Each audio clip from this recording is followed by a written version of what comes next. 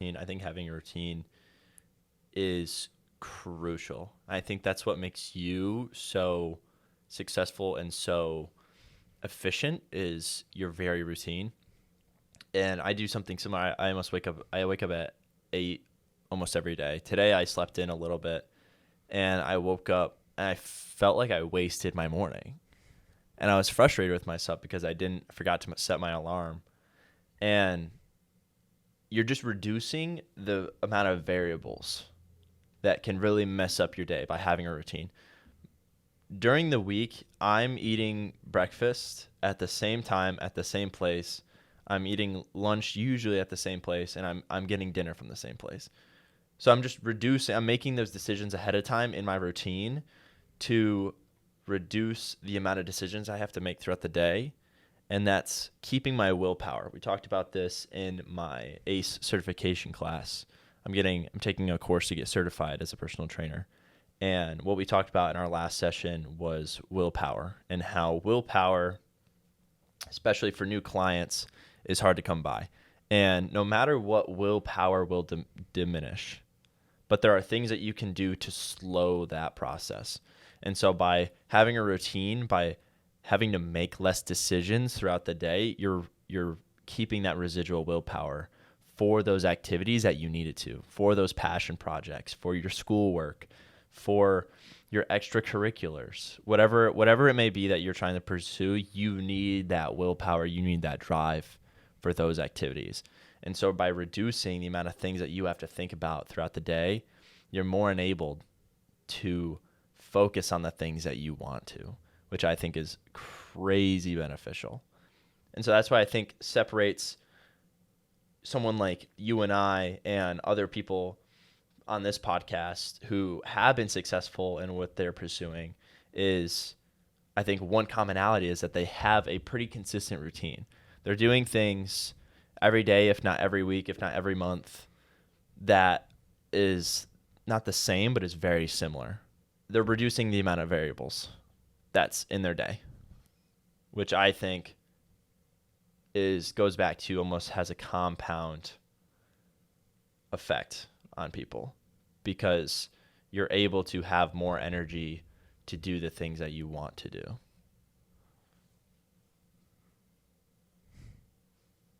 Routines are massive, though, because they set you up with the consistency. Like you said, it removes distractions. It removes variables from your life, because I know I'm waking up at this time. I'm doing this. I'm doing that. Like, for example, for me, like I'm waking up, doing some sort of morning routine. I'm doing some work before I have class. I go to class. Doesn't matter when the class finishes. I'm going to lift afterwards. Then before 11 or something o'clock, I'm done with everything that I need to do. And I have already finished a whole bunch of stuff. There's no variables thrown at me during the first 6 hours of my day, because I've established this routine that I know this is what I'm doing. And you can even say a little bit more, because after I work out, it's shower and get ready and then go and eat food, like every single day. And I go to the same place pretty much every single day for food right afterwards. It retains your willpower. I do think willpower is an interesting thing, because you can take things away from yourself to make your will, like to not have to challenge your willpower at all or test it. But being able to still test yourself in small ways to build that willpower and give yourself a few variables just in case, to make sure that you're still building this skill of willpower and not only retaining but increasing the amount of willpower that you have. I think that that's massive in terms of being able to, I think it's massive when it comes to gaining willpower and staying disciplined on the things that you know that you should be doing.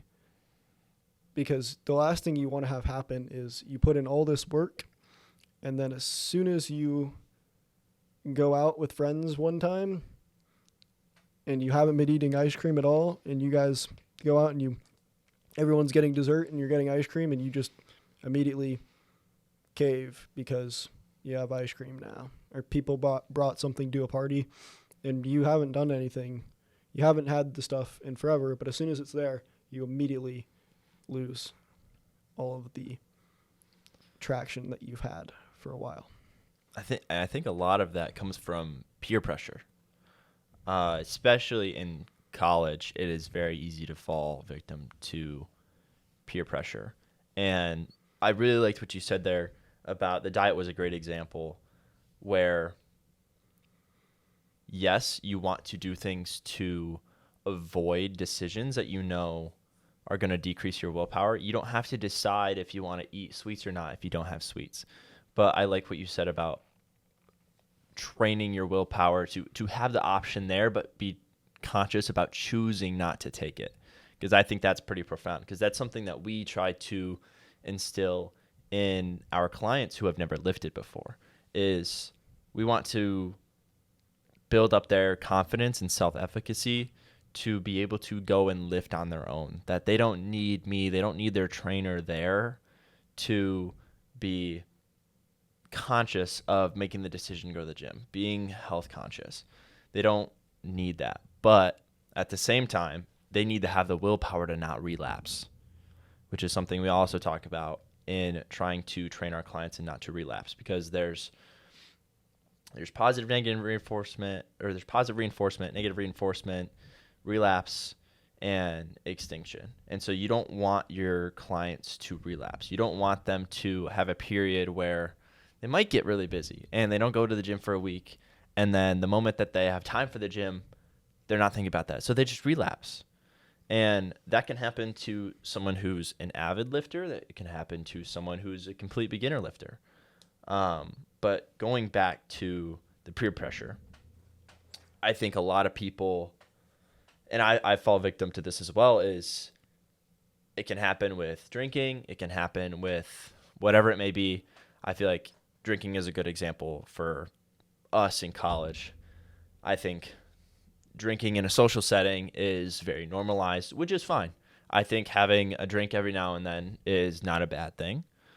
However, if someone makes a commitment where they don't want to drink or they don't want to go out, and their friends are bugging them, they're pushing them to go out, they're handing them a drink, it's hard to say no, but you need to be aware of the people around you who, if you tell them no, that they're not going to keep pushing you because they're your friend. And I think that's what separates someone who is truly your friend and someone who is just kind of like there, who's someone just kind of around. I have no issue with people wanting to have fun, right? But if you make a commitment, you need to stick with that commitment. If you say, I'm not going to drink tonight because I have a test tomorrow and it's Thursday night and your buddies are going out and they're like, come on. Like, you have that test tomorrow. Like, you've made the conscious decision and you've said to yourself, I have a test. I can't be drinking tonight. And then you fall victim to that peer pressure. You're relapsing. You're letting them take over your willpower. And you need to have that willpower to make those tough decisions, because if you can't make that decision for yourself, who's to say that you're going to be able to make important and crucial decisions for your life or other people's lives in the future? You need to be able to delineate between choosing an action that is just peer pressure, that's a relapse, and something that's going to benefit you. If you guys enjoyed this video, be sure to subscribe and watch this next video right here.